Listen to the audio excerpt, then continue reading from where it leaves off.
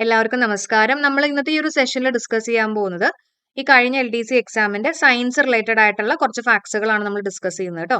അപ്പൊ ആദ്യത്തെ ക്വസ്റ്റ്യൻ നോക്കാം. ലോ ഓഫ് ഇനർഷ്യ എന്നറിയപ്പെടുന്ന ന്യൂട്ടന്റെ ചലന നിയമം ഏത് എന്നാണ് ചോദ്യം, അല്ലെ? അപ്പൊ ഏത് ആൻസർ ആയിട്ട് വരുന്നത്? ലോ ഓഫ് ഇനർഷ്യ അല്ലെങ്കിൽ ജഡത്വ നിയമം എന്നൊക്കെ അറിയപ്പെടുന്ന ന്യൂട്ടന്റെ ഒന്നാം ചലന നിയമം, അല്ലെ? അപ്പൊ ന്യൂട്ടന്റെ ഒന്നാം ചലന നിയമത്തിന് വേറൊരു പേരുണ്ട്, എന്താണ്? ലോ ഓഫ് ഇനർഷ്യ അല്ലെങ്കിൽ ജഡത്വ നിയമം. ഓക്കെ. ഇനി ഇത് അറിയാത്തവർ ആരെങ്കിലും ഉണ്ടെങ്കിൽ ജസ്റ്റ് ഓർത്ത് വെക്കാം. ഈ ഒന്നെന്ന് പറയുമ്പോൾ നമുക്ക് ഇങ്ങനെ എഴുതാലോ, ഐ പോലെ. അപ്പൊ ഇനർഷ്യ ആയിട്ട് വേണമെങ്കിൽ ഒന്ന് ഓർത്ത് വെക്കാം കേട്ടോ. ന്യൂട്ടന്റെ ഒന്നാം ചലന നിയമം. ഇനി ന്യൂട്ടന്റെ ഒന്നാം ചലന നിയമത്തിൽ എന്താ പറയുന്നത്? അതായത് അൺബാലൻസ്ഡ് ആയിട്ടുള്ള ഒരു എക്സ്റ്റേണൽ ഫോഴ്സ് ആക്ട് ചെയ്യുന്നവരെ ഒരു ബോഡി ഏതവസ്ഥയിലാണോ അതേപോലെ തന്നെ കണ്ടിന്യൂ ചെയ്യും, അല്ലെ? റെസ്റ്റിലാണെങ്കിൽ റെസ്റ്റിൽ തന്നെ കണ്ടിന്യൂ ചെയ്യും, മോഷനിലാണെങ്കിൽ മോഷനിൽ തന്നെ കണ്ടിന്യൂ ചെയ്യും എന്നുള്ളതാണ് ന്യൂട്ടന്റെ ഒന്നാം ചലന നിയമത്തിൽ പറഞ്ഞിട്ടുള്ളത്. അതായത് അസന്തുലിതമായിട്ടുള്ള ഒരു ബാഹ്യബലം പ്രയോഗിക്കുന്നത് വരെ ഒരു വസ്തു ഏതവസ്ഥയിലാണോ ഇരിക്കുന്നത്, ഒരു സ്ഥിരാവസ്ഥയിലോ അല്ലെങ്കിൽ നേരേഖ അവസ്ഥയിലോ ആണെങ്കിൽ അതേപോലെ തന്നെ തുടരും എന്നുള്ളതാണ് ന്യൂട്ടന്റെ ഒന്നാം ചലന നിയമത്തിൽ പറഞ്ഞിട്ടുള്ളത്, അല്ലെ?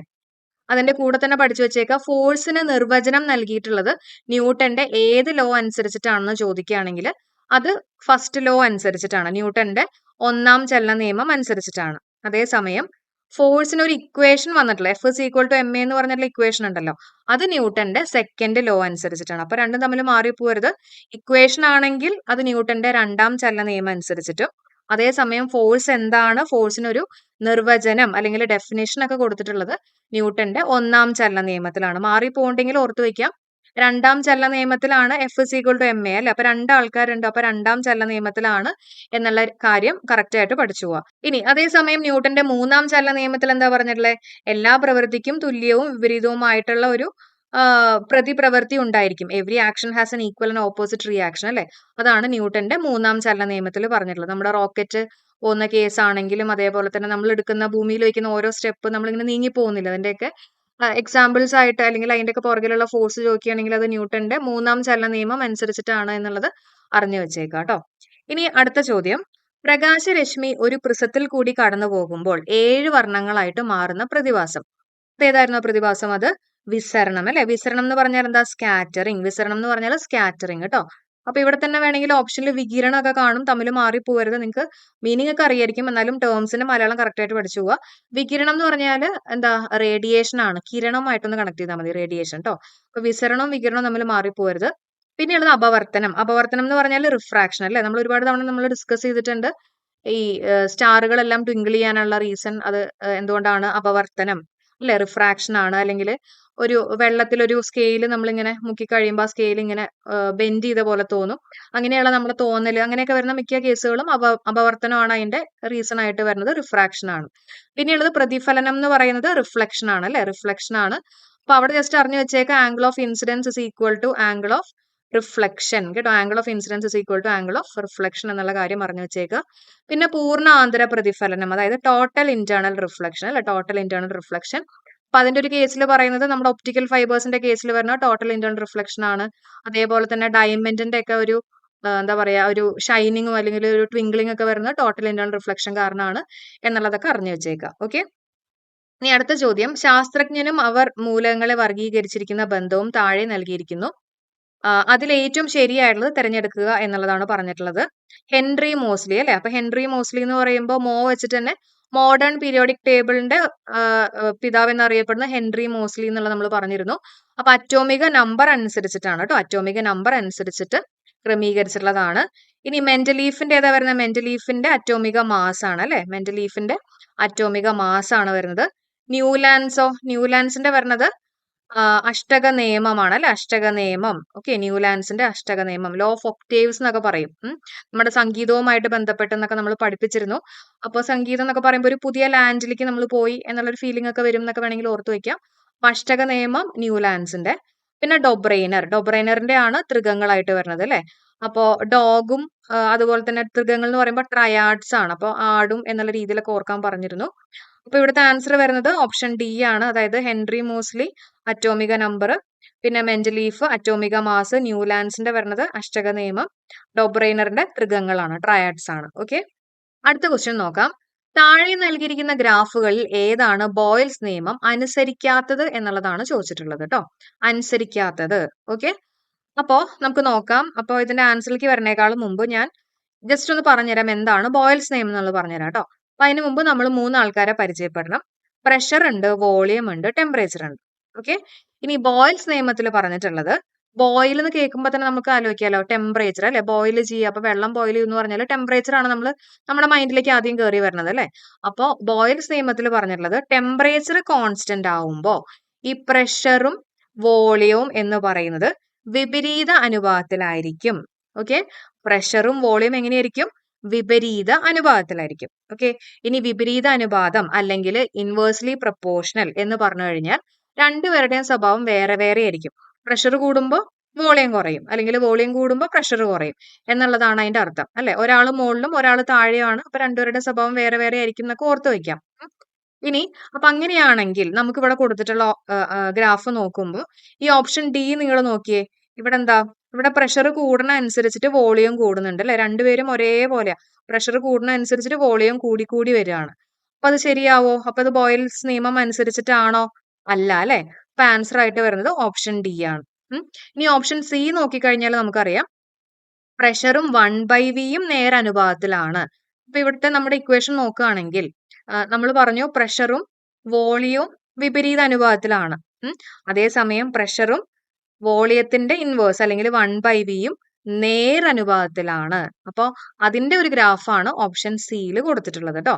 പ്രഷറും 1/v ഒരേപോലെ പോവും, പക്ഷെ പ്രഷറും വോളിയവും ആണെങ്കിൽ വിപരീത അനുപാതത്തിലായിരിക്കും എന്നുള്ളതാണ് ആൻസർ ആയിട്ട് വരുന്നത്. അപ്പോൾ ഓപ്ഷൻ സി കറക്റ്റ് ആയിട്ട് ബോയിൽസ് നിയമം അനുസരിച്ചിട്ടുള്ള ഒരു ഗ്രാഫാണ് ഓപ്ഷൻ സിയിൽ കൊടുത്തിട്ടുള്ളത്. അതേപോലെ തന്നെ ഓപ്ഷൻ ബി നോക്കുകയാണെങ്കിലും എന്താ, വോളിയം കൂടുന്ന അനുസരിച്ചിട്ട് പ്രഷർ കുറഞ്ഞു കുറഞ്ഞാണ് വരുന്നത് അല്ലെ. അപ്പൊ അതും ഈ പറഞ്ഞ പോലെ തന്നെ ബോയിൽസ് നിയമം ഒബേ ചെയ്യുന്ന ഒരു ഗ്രാഫാണ് ഓപ്ഷൻ ബിയിൽ കൊടുത്തിട്ടുള്ളത്. ഓപ്ഷൻ എയിലാണെങ്കിൽ പി വി എന്ന് പറയുന്നത് കോൺസ്റ്റന്റ് ആയിട്ട് നിൽക്കുകയാണ്. അപ്പൊ അതും ബോയിൽസ് നിയമം ഒബേ ചെയ്യുന്നതാണ് കേട്ടോ. ഈ 3 ഗ്രാഫുകളും ബോയിൽസ് നിയമം ഒബേ ചെയ്യുന്നതാണ്. ഓപ്ഷൻ ഡി മാത്രമാണ് തെറ്റായിട്ട് കൊടുത്തിട്ടുള്ളത്. ഇനി ബോയിൽസ് നിയമം, ചാൾസ് നിയമം അങ്ങനെയുള്ള ലോസുകൾ അല്ലെങ്കിൽ ഐഡിയൽ ഗ്യാസ് ഇക്വേഷൻ, അപ്പൊ ഇതിനെ കുറിച്ചുള്ള ഒരു ബേസിക് ആയിട്ടുള്ള കുറച്ച് കാര്യങ്ങളാണ് അടുത്ത് നമ്മൾ പഠിക്കാൻ പോകുന്നത്. വാതക നിയമങ്ങൾ അല്ലെങ്കിൽ ഗ്യാസ് ലോസിനെ കുറിച്ചാണ്. നമുക്കറിയാം 4 ഗ്യാസ് ലോസ് ആണ് നമുക്ക് പഠിക്കാനുള്ളത്. Boils law, Charles law, Avogadro's law, Pascal's law. അപ്പോൾ ചെറിയൊരു ടോപ്പിക്കാണ്. ഈ ഒരു ചെറിയൊരു പോർഷൻ പഠിച്ചു കഴിഞ്ഞാൽ നമുക്ക് എളുപ്പത്തിൽ അവിടെ ഒരു മാർക്ക് സ്കോർ ചെയ്യാം.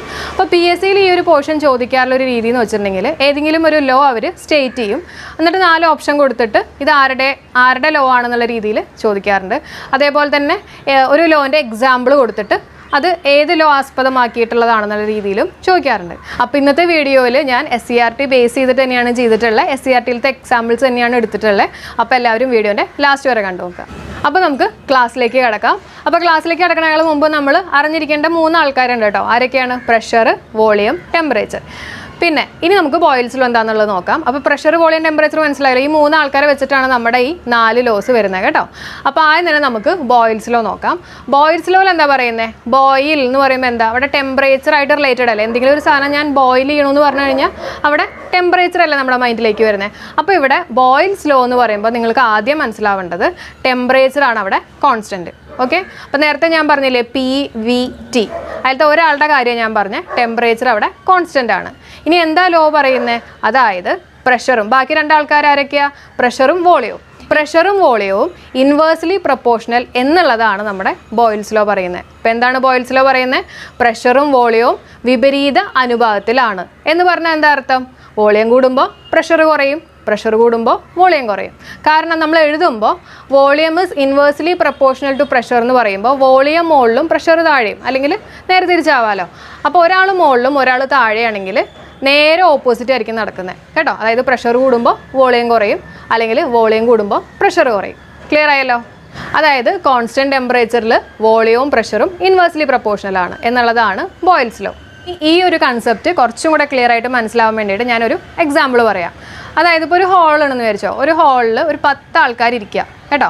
ഇനി ഈ 10 ആൾക്കാരെ വേറൊരു ചെറിയ റൂമിലേക്ക് കൊണ്ടുപോയെന്ന് വിചാരിച്ചോ. തീരെ ചെറിയൊരു റൂം, എല്ലാവരും കൂടെ തിങ്ങിക്കൂടിയൊക്കെ ഇരിക്കുകയാണ്. അപ്പോൾ ഈ 2 സിറ്റുവേഷൻസിൽ നിങ്ങളൊന്ന് ആലോചിച്ച് നോക്കിയേ. ആദ്യത്തെ കേസിൽ എന്താ പറഞ്ഞത്? വലിയൊരു ഹോളിൽ 10 പേര് ഇരിക്കുക. ഓക്കെ.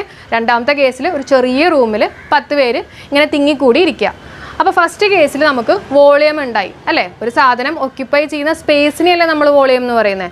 അപ്പോൾ ഫസ്റ്റ് കേസിൽ എന്തുണ്ട്, വോളിയം കൂടുതലാണ്. ഓക്കെ, അപ്പോൾ പ്രഷർ കുറവാണ്. കാരണം ആൾക്കാർ തിങ്ങിക്കൂടിയല്ലല്ലോ ഇരിക്കുന്നത്, ഫ്രീ ആയിട്ട് ഇരിക്കുകയല്ലേ, അപ്പോൾ അവിടെ പ്രഷർ കുറവാണ്. സെക്കൻഡ് കേസിൽ എന്താ, വോളിയം ചെറുതായി അല്ലേ, ചെറിയ വോളിയമായി, അതായത് റൂം ചെറുതായി. അപ്പോൾ ഓരോ ആൾക്കാർക്ക് എക്സേർട്ട് ചെയ്യുന്ന പ്രഷർ കൂടി, എല്ലാവരും ഇങ്ങനെ തിങ്ങിക്കൂടി ഇരിക്കുക. അപ്പോൾ ഇതിൽ നമുക്ക് എന്ത് മനസ്സിലാവാൻ പറ്റും, വോളിയവും പ്രഷറും ഇൻവേഴ്സ്ലി പ്രൊപ്പോർഷണലാണ്. ക്ലിയർ ആയല്ലോ. ഇനി നമുക്ക് നെക്സ്റ്റ് ഒരു എക്സാമ്പിളിലേക്ക് കയറാം. ഈ അക്വറി ഒക്കെ നോക്കി കഴിഞ്ഞിട്ടുണ്ടെങ്കിൽ ശ്രദ്ധിച്ചിട്ടുണ്ടാവും, എയർ ബബിൾസ് ഒക്കെ ഇല്ലേ, അതൊക്കെ മുകളിലേക്ക് വരും തോറും വലുതായി വരും, ഏറ്റവും അടിയിൽ ചെറുതായിരിക്കും. എന്താണ് അതിൻ്റെ റീസൺ? നമുക്കറിയാം, വെള്ളത്തിൻ്റെ പ്രഷർ ഡെപ്ത് അനുസരിച്ചിട്ട് കൂടും കേട്ടോ, ആഴം അനുസരിച്ചിട്ട് വെള്ളത്തിൻ്റെ പ്രഷർ കൂടുതലായിരിക്കും. അപ്പോൾ അക്വേറിയത്തിൻ്റെ ഏറ്റവും അടിയിൽ എന്തായിരിക്കും, വെള്ളത്തിൻ്റെ പ്രഷർ ഏറ്റവും കൂടുതലായിരിക്കും. പ്രഷർ കൂടുമ്പോൾ വോളിയത്തിന് എന്ത് പറ്റും? നമുക്കറിയാം, പ്രഷറും വോളിയവും ഇൻവേഴ്സ്ലി പ്രൊപ്പോർഷണലാണ്, അല്ലെങ്കിൽ വിപരീത അനുപാതത്തിലാണ്. അപ്പോൾ പ്രഷർ ഏറ്റവും കൂടുതൽ അടിയിലാണ്, അപ്പോൾ അവിടുത്തെ എയർ ബബിൾസിൻ്റെ വോളിയം വലുപ്പം കുറവായിരിക്കും. ഒന്ന് കൂടുമ്പോൾ മറ്റത് കുറയും. മുകളിലേക്ക് പോകുന്തോറും എന്ത് പറ്റും, പ്രഷർ കുറയും, അപ്പോൾ വോളിയം കൂടും. അതായത് എയർ ബബിൾസിൻ്റെ വലുപ്പം ഏറ്റവും മുകളിലെത്തുമ്പോൾ കൂടും. ക്ലിയർ ആയല്ലോ. ഇനി നമുക്ക് നെക്സ്റ്റ് ഒരു എക്സാമ്പിൾ നോക്കാം. ഈ സോഡ കുപ്പിയൊക്കെ പൊട്ടിച്ച് കഴിയുമ്പോൾ സോഡ പെട്ടെന്ന് അങ്ങ് മുകളിലേക്ക് പൊങ്ങില്ലേ, അതെന്തുകൊണ്ടാണ്?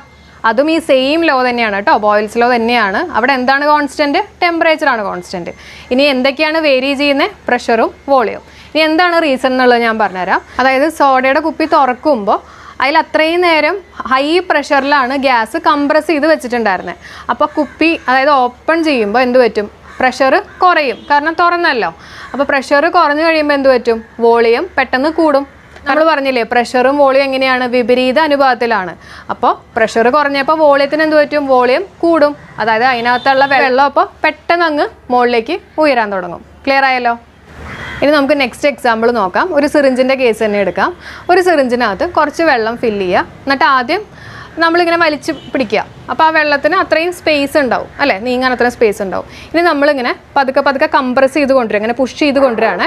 അപ്പോൾ നമ്മുടെ ഒരു വിരൽ വെച്ചിട്ട് ആ നീഡിലിൻ്റെ അവിടെ ഒന്ന് വെച്ചേക്കുക, അല്ലെങ്കിൽ ആ വെള്ളം കൂടെ പോകുമല്ലോ, അപ്പോൾ വിരൽ വെച്ചൊന്ന് ക്ലോസ് ചെയ്ത് വെച്ചേക്കുക. എന്നിട്ട് ഇങ്ങനെ കംപ്രസ് ചെയ്ത് വരുന്ന അനുസരിച്ചിട്ട് എന്ത് പറ്റും, വോളിയം കുറയും. കാരണം വെള്ളത്തിന് ഇനി അത്രയും സ്പേസ് കിട്ടില്ലല്ലോ, അപ്പോൾ ഇങ്ങനെ കുറഞ്ഞു വരുമല്ലേ, അപ്പോൾ വോളിയം കുറയും. അപ്പോൾ എന്ത് പറ്റും, നമുക്കൊരു ടൈറ്റ്നെസ് ഫീൽ ചെയ്യും. നമ്മളിങ്ങനെ പുഷ് ചെയ്ത് കൊണ്ടുവരുമ്പോഴേക്കും ഒരു ടൈറ്റ്നെസ് ഫീൽ ചെയ്യും. അതെന്തുകൊണ്ടാണ്? പ്രഷർ കാരണമാണ്. വോളിയം കുറഞ്ഞപ്പോൾ എന്ത് പറ്റി, പ്രഷർ കൂടി. ഇനി നമ്മൾ ആ ഫിംഗർ അവിടെ നിന്ന് മാറ്റി കഴിയുമ്പോഴേക്കും പെട്ടെന്ന് വെള്ളം അങ്ങ് തെറിച്ചു പോകും. അപ്പോൾ അതിൽ നിന്ന് എന്ത് മനസ്സിലായി, ഹൈ പ്രഷറിലാണ് വെള്ളം ചീറ്റിയത് അല്ലേ. അപ്പോൾ വോളിയം കുറഞ്ഞപ്പോൾ പ്രഷർ കൂടി. ക്ലിയർ ആയല്ലോ. അപ്പോൾ ബോയിൽസ് ലോ ക്ലിയർ ആയില്ലേ? എന്തൊക്കെയാണ്? വോളിയവും പ്രഷറും ഇൻവേഴ്സ്ലി പ്രൊപ്പോർഷണലാണ്, വിപരീത അനുപാതത്തിലാണ്. എന്താണ് കോൺസ്റ്റൻറ്റ്? ടെമ്പറേച്ചറാണ് കോൺസ്റ്റൻറ്റ്. ക്ലിയർ ആയല്ലോ. ഇനി നെക്സ്റ്റ് നമുക്ക് ചാൾസ് ലോ നോക്കാം. ഇനി നമുക്ക് അടുത്ത ലോ നോക്കാം. ഏതാണ് അടുത്ത ലോ? Charles law. അപ്പോൾ ആരൊക്കെയാണ് നമ്മുടെ മെയിൻ ആൾക്കാർ? വോളിയവും പ്രഷറും ടെമ്പറേച്ചറും. ചാൾസ് ലോനകത്ത് പ്രഷറാണ് കോൺസ്റ്റൻറ്റ്. എന്താണ് കോൺസ്റ്റൻറ്റ്? പ്രഷറാണ് constant. Volume is directly proportional to temperature എന്നുള്ളതാണ് ചാൾസ് ലോയിൽ പറയുന്നത്. അതായത് പ്രഷർ കോൺസ്റ്റൻ്റ് ആണെങ്കിൽ വോളിയവും ടെമ്പറേച്ചറും നേർ അനുപാതത്തിലായിരിക്കും കേട്ടോ. അതായത് ടെമ്പറേച്ചർ കൂടുമ്പോൾ വോളിയം കൂടും, ടെമ്പറേച്ചർ കുറയുമ്പോൾ വോളിയം കുറയും. അപ്പോൾ ഇത് ജസ്റ്റ് ഒന്ന് കണക്ട് ചെയ്യാൻ വേണ്ടിയിട്ട് ചാൾസ് എന്നൊക്കെ പറയുമ്പോൾ ഒരാളുടെ പേരല്ലേ, അപ്പോൾ അതും പ്രഷറുമായിട്ട്, അതായത് ആൾക്കാർക്ക് പ്രഷറൊക്കെ വരാറുണ്ടല്ലോ, അപ്പോൾ അങ്ങനെ നമുക്കൊന്ന് കണക്ട് ചെയ്യാം. അപ്പോൾ ചാൾസ് എന്ന് പറയുമ്പോൾ അവിടെ എന്താണ് കോൺസ്റ്റൻറ്റ്? പ്രഷറാണ് കോൺസ്റ്റൻറ്റ്. ബാക്കി രണ്ടാൾക്കാർ ആരൊക്കെയാണ്? വോളിയവും ടെമ്പറേച്ചറും. അതായത് വോളിയം കൂടുമ്പോൾ ടെമ്പറേച്ചർ കൂടും, അതേപോലെ തന്നെ വോളിയം കുറയുമ്പോൾ ടെമ്പറേച്ചറും കുറയും. ഇതെല്ലാം നേരെ അനുപാതം എന്ന് പറഞ്ഞു കഴിഞ്ഞാൽ. അപ്പോൾ ആരാണ് കോൺസ്റ്റൻറ്റ്? ഇവിടെ പ്രഷറാണ് കോൺസ്റ്റൻറ്റ്. ഇനി ഇതിൻ്റെ ആപ്ലിക്കേഷൻസ് നമുക്ക് നോക്കാം. അതായത് കഴിഞ്ഞ LDC എക്സാമിന് ചോദിച്ചിട്ടുള്ള ഒരു ക്വസ്റ്റ്യൻ ഉണ്ടായിരുന്നു. അതായത് ഊതി വീർപ്പിച്ച ഒരു ബലൂൺ വെയിലത്ത് വെച്ച് കഴിയുമ്പോൾ പൊട്ടും. അപ്പോൾ അത് ഏത് നിയമം അനുസരിച്ചിട്ടാണ് എന്നുള്ള രീതിയിൽ ഒരു ക്വസ്റ്റ്യൻ ഉണ്ടായിരുന്നു. ഏത് നിയമമാണ്? Charles law. എന്താ കാര്യം? നിങ്ങളൊന്ന് ആലോചിച്ച് നോക്കിയാൽ, ഊതി വീർപ്പിച്ച ഒരു ബലൂണാണ് കേട്ടോ. ഇനി അത് വെയിലത്ത് കൊണ്ടുപോയി വെച്ചേക്കുക. അപ്പോൾ വെയിലത്ത് വെക്കുമ്പോൾ എന്ത് പറ്റും? അവിടെ ടെമ്പറേച്ചർ കൂടുകയാണല്ലോ. നമ്മളൊരു സാധനം വെയിലത്ത് വെക്കുമ്പോൾ അവിടെ ടെമ്പറേച്ചർ കൂടും. അപ്പോൾ ടെമ്പറേച്ചർ കൂടുമ്പോൾ ഈ ബലൂണിനകത്തുള്ള എയർ വികസിക്കാൻ തുടങ്ങും അല്ലേ, എക്സ്പാൻഡ് ചെയ്യാൻ തുടങ്ങും. അപ്പോൾ എന്ത് പറ്റും? ബലൂൺ പൊട്ടും. അതായത് വോളിയം കൂടി എന്നല്ലേ, എയർ എക്സ്പാൻഡ് ചെയ്യാന്ന് പറഞ്ഞു കഴിഞ്ഞാൽ അവിടെ വോളിയം കൂടി എന്നല്ലേ അർത്ഥം. അപ്പോൾ ടെമ്പറേച്ചർ കൂടിയപ്പോൾ വോളിയം കൂടി ആണല്ലോ. അപ്പോൾ അത് ഏത് ലോ ആണ്? ചാൾസ് ലോ അല്ലേ, കാരണം പ്രഷർ കോൺസ്റ്റൻ്റ് ആണ്. ഇനി നമുക്ക് നെക്സ്റ്റ് എക്സാമ്പിൾ എടുക്കാം. ഒരു ബോട്ടിൽ എടുക്കാം. ആ ബോട്ടിലിനകത്ത് കുറച്ച് വെള്ളമുണ്ട്, അതേപോലെ തന്നെ ഒരു റബ്ബറിൻ്റെ അടപ്പുണ്ടെന്ന് വിചാരിക്കുക. എന്നിട്ട് ഞാനൊരു റീഫിൽ എടുക്കുകയാണ്. ഈ റീഫിൽ എടുത്തിട്ട് ഈ റബ്ബറിൻ്റെ അടപ്പുണ്ടല്ലോ അതിനകത്തോടെ ഈ വെള്ളത്തിൽ ഇങ്ങനെ കുറച്ച് മുക്കി വെച്ചേക്കാണ് റീഫിൽ. അതായത് റീഫിലിൻ്റെ ആ പോയിൻറ്റഡ് ഇങ്കുള്ള ഭാഗം താഴെയാണ്. എന്നിട്ട് ഈ ബോട്ടിൽ ഞാൻ ചെറുതാക്കി ചൂടാക്കുകയാണ്. ചെറുതാക്കി ചൂടാക്കി കഴിയുമ്പോൾ എന്ത് പറ്റും, നമ്മൾ ശ്രദ്ധിച്ചു കഴിഞ്ഞാൽ അറിയാൻ പറ്റും, ഈ റീഫിലിനകത്തുള്ള ഇങ്ക് കുറച്ച് മുകളിലേക്ക് പൊങ്ങിയിട്ടുണ്ടാവും. അപ്പോൾ റീഫിൽ ഇങ്ങനെയാണ് വെച്ചേക്കുന്നത്, അതിനകത്തുള്ള ഇങ്ക് കുറച്ച് മുകളിലേക്ക് കയറിയിട്ടുണ്ടാവും. അതെന്താ റീസൺ? കാരണം ഞാൻ ഈ ബോട്ടിൽ ചൂടാക്കി കഴിഞ്ഞപ്പോൾ അവിടെ ടെമ്പറേച്ചർ കൂടിയപ്പോൾ എന്ത് പറ്റി, ഈ റീഫിലിനകത്തുള്ള ഇങ്കിൻ്റെ വോളിയം കൂടി. ശരിയല്ലേ? അപ്പോൾ അവിടെ ഏത് ലോ ആണ് വരുന്നത്? Charles law. അടുത്തൊരു എക്സാമ്പിൾ നമുക്ക് നോക്കാം. നമ്മൾ ഈ കാറൊക്കെ വെയിലത്തൊക്കെ കൊണ്ടുപോയി പാർക്ക് ചെയ്ത് കഴിഞ്ഞിട്ട് വരുമ്പോൾ ഈ കാറിൻ്റെ ടയർ കുറച്ച് എക്സ്പാൻഡ് ചെയ്തിട്ടുണ്ടാവും. അതെന്താ റീസൺ? കാരണം അവിടെ നമ്മൾ നല്ല വെയിലത്തല്ലേ കൊണ്ടുപോയി ഇടുന്നത്. അപ്പോൾ അവിടെ ടെമ്പറേച്ചർ കൂടി, അപ്പോൾ എന്ത് കൂടും? വോളിയം കൂടും അല്ലേ? കാറിനകത്തുള്ള എയർ എക്സ്പാൻഡ് ചെയ്യാൻ തുടങ്ങും, അപ്പോൾ വോളിയം കൂടും. അപ്പോൾ ടെമ്പറേച്ചർ കൂടി, വോളിയം കൂടി. അപ്പോൾ അത് ഏത് ലോയാണ്? Charles law. അപ്പോൾ നമ്മൾ ബോയിൽസ് ലോയും പഠിച്ചു, ചാൾസ് ലോയും പഠിച്ചു. ഇനി പഠിക്കുന്നത് അവഗഡ്രോസ് ലോ ആണ്. അവഗഡ്രോസ് ലോയിൽ എന്താ പറയണതെന്ന് വെച്ചിട്ടുണ്ടെങ്കിൽ volume is directly proportional to n. അതായത് volume is directly proportional to n എന്ന് പറഞ്ഞു കഴിഞ്ഞാൽ നമ്പർ ഓഫ് മോൾസ്. കേട്ടോ, എന്താണ് നമ്പർ ഓഫ് മോൾസ്? അല്ലെങ്കിൽ തന്മാത്രകളുടെ എണ്ണം. അതിന് ഡയറക്ട്ലി പ്രൊപ്പോർഷണൽ ആയിരിക്കും, നേരനുപാതത്തിലായിരിക്കും വോളിയം എന്നുള്ളതാണ് അവഗഡ്രോസ് ലോയിൽ പറയുന്നത്. ഇവിടെ ഞാൻ ആദ്യം പറഞ്ഞില്ലേ, നമുക്ക് 3 ആൾക്കാരാണ് ഉള്ളത്. ആരൊക്കെയാണ്? Volume, pressure, temperature. അപ്പോൾ ഇവിടുത്തെ പ്രഷറും ടെമ്പറേച്ചറും കോൺസ്റ്റൻ്റ് ആണ്. ഇതിനകത്ത് 2 പേര് കോൺസ്റ്റൻ്റ് ആണ്. ആരൊക്കെയാണ്? പ്രഷറും ടെമ്പറേച്ചറും കോൺസ്റ്റൻ്റ് ആണ്. Volume is directly proportional to n. അതായത് ഈ ഒരു കൺസെപ്റ്റ് ഭയങ്കര സിമ്പിളാണ് കേട്ടോ. അത് ജസ്റ്റ് ഒന്ന് മനസ്സിലാക്കിയാൽ മതി. ഇപ്പോൾ 30 ആൾക്കാരുണ്ടെന്ന് വിചാരിച്ചോ, അവരെ അക്കോമഡേറ്റ് ചെയ്യാൻ എത്ര വലിപ്പമുള്ള റൂം വേണം? ഏതാണ്ട് അവരുടെ ഒരു സൈസ് അനുസരിച്ചിട്ടല്ലേ നമ്മൾ റൂം എടുക്കുക. അതേപോലെ തന്നെ 100 ആൾക്കാരുണ്ടെങ്കിൽ നമ്മൾ കുറച്ചും കൂടെ വലിയൊരു റൂം എടുക്കണം. അത് തന്നെയുള്ളൂ ഇവിടെയും. അതായത് എത്ര ആൾക്കാരുണ്ട്, എത്ര നമ്പർ ഓഫ് മോൾസ് ഉണ്ട്, അതിന് നേരനുപാതത്തിലായിരിക്കും നമ്മുടെ വോളിയം വരുന്നത് അല്ലേ? അത് തന്നെയാണ് volume is directly proportional to number of moles. ആൾക്കാരുടെ എണ്ണം അനുസരിച്ചിട്ട് നമ്മൾ റൂം സെലക്ട് ചെയ്താൽ മതി. ആ ഒരു കൺസെപ്റ്റ് തന്നെയാണ് ഇവിടെയും പറയുന്നത്. ഇനി നമുക്ക് വേറൊരു എക്സാമ്പിൾ എടുക്കാം. അതായത് നമ്മുടെ ലങ്സിൻ്റെ കേസ് തന്നെ. നമ്മൾ എന്തോരം ഇൻഹെയിൽ ചെയ്യുന്നു, എത്രത്തോളം നമ്മൾ എയർ വലിച്ചെടുക്കുന്നു, അത്രത്തോളം നമ്മുടെ ലങ്സ് എക്സ്പാൻഡ് ചെയ്യും. ശരിയല്ലേ? ഇതിൽ ഓർക്കാനുള്ളൊരു കാര്യം എന്ന് വെച്ചിട്ടുണ്ടെങ്കിൽ ഇവിടെ വോളിയം മാത്രമാണ് നമ്മൾ എടുക്കുന്നത്, പ്രഷറും ടെമ്പറേച്ചറും കോൺസ്റ്റൻ്റ് ആണ്. അടുത്ത ലോ നോക്കാം, പാസ്കൽസ് ലോ ആണ്. പാസ്കൽസ് ലോ എന്താ പറയണതെന്ന് വെച്ചിട്ടുണ്ടെങ്കിൽ നമ്മളൊരു പ്രഷർ ഒരു ഫ്ലൂയിഡിൽ കൊടുത്തു എന്ന് വിചാരിച്ചോ. ഏതെങ്കിലും ഒരു പെർട്ടിക്കുലർ പോയിന്റിൽ നമ്മൾ ഒരു ഫ്ലൂയിഡിൽ ഒരു പ്രഷർ കൊടുത്തു എന്ന് വിചാരിച്ചോ. ആ ഒരു പ്രഷർ ആ ഫ്ലൂയിഡിലെ എല്ലാ പോയിന്റ്സിലും ഒരേപോലെ കിട്ടും കേട്ടോ. ഞാൻ എവിടെയെങ്കിലും ഒരു ചെറിയ പ്രഷർ കൊടുക്കുകയാണെങ്കിൽ ആ പ്രഷർ എല്ലായിടത്തേക്കും ഒരേപോലെ കിട്ടും എന്നുള്ളതാണ് നമ്മുടെ പാസ്കൽസ് ലോയിൽ പറയുന്നത്. അപ്പോൾ PSCയിൽ ചോദിക്കാറുള്ളത് ഈ പാസ്കൽസ് ലോന്റെ എക്സാമ്പിൾസ് 2 പഠിച്ചു വെച്ചേക്കുക. ഒന്ന് ഹൈഡ്രോളിക് ലിഫ്റ്റ്, ഒന്ന് ഹൈഡ്രോളിക് ബ്രേക്ക്. ഓക്കെ, അപ്പൊ ഇതിന്റെ കൂടെ തന്നെ പഠിച്ചു വെച്ചേക്കാം. ചാൾസ് നിയമത്തിൽ നമ്മൾ പറഞ്ഞു വോളിയവും അതേപോലെ തന്നെ ടെമ്പറേച്ചറും നേരനുപാതത്തിലാന്ന് പറഞ്ഞു അല്ലെ. ഇനി നമ്മളോട് ഗ്രാഫെല്ലാം ചോദിക്കുകയാണെങ്കിൽ ഇങ്ങനെയുള്ള ഒരു ഗ്രാഫ് ആയിരിക്കും എന്നുള്ളത് അറിഞ്ഞു വെച്ചേക്കാം അല്ലെ. നേരനുപാതം എന്ന് പറഞ്ഞാൽ രണ്ടും വോളിയം കൂടുന്ന അനുസരിച്ച് ടെമ്പറേച്ചറും കൂടും, പ്രഷർ അവിടെ കോൺസ്റ്റന്റ് ആയിരിക്കും എന്നുള്ളത് അറിഞ്ഞു വെച്ചേക്കാം. ഓക്കെ, അപ്പൊ ഇത്രയും കാര്യങ്ങളാണ് നമുക്ക് ഇന്നത്തെ ക്ലാസ്സിൽ ഡിസ്കസ് ചെയ്യാനുള്ളത്. അപ്പൊ എല്ലാവർക്കും താങ്ക് യു സോ മച്ച്. ഇതിന്റെ സെക്കൻഡ് പാർട്ട് നമുക്ക് ഉടനെ തന്നെ ചെയ്യാം കേട്ടോ. അപ്പൊ എല്ലാവരും നന്നായിട്ടിരുന്ന് പഠിക്കുക. Thank you all.